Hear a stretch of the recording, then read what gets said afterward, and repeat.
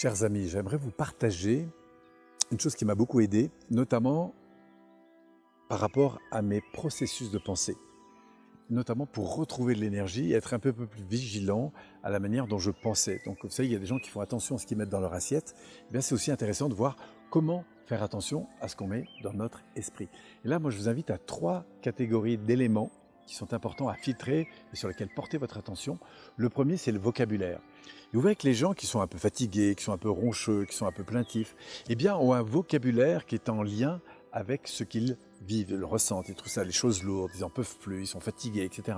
Et regardez la différence si je vous dis, oula, je sens que je manque un petit peu d'énergie ce matin et que j'aimerais bien justement retrouver un peu plus d'élan. Vous voyez, je change mon vocabulaire et automatiquement, ça change aussi, en tout cas ça m'aide beaucoup à changer ma physiologie. Un deuxième point qui est très important dans les processus de pensée, notamment quand vous êtes confronté à des difficultés, c'est de savoir en combien de temps vous allez passer du problème vers la solution. Exemple, je viens de rater mon train et soit je reste focalisé sur toute la perte que ça entraîne, le temps, l'énergie, l'argent, le rendez-vous que j'ai pas, soit je me dis waouh, bon, face à cette situation, qu'est-ce qui est important, ce sur quoi il faut que je mette mon focus, mon attention, etc. Et donc, ce passage comme ça de mon problème vers la solution, c'est la deuxième chose que je vous invite à vous entraîner à faire.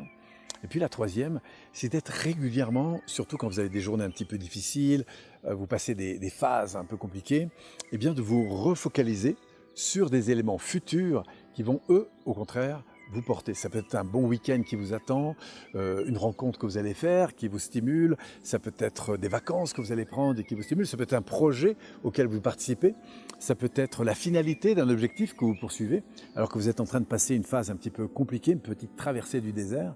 Voilà, se reconnecter à l'ambition que vous poursuivez et à ce qui, dans le futur, va évidemment vous faire du bien.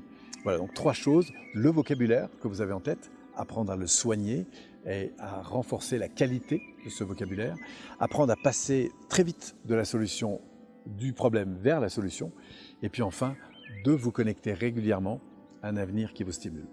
Expérimentez ça, et puis on en reparle très très vite. Merci à vous.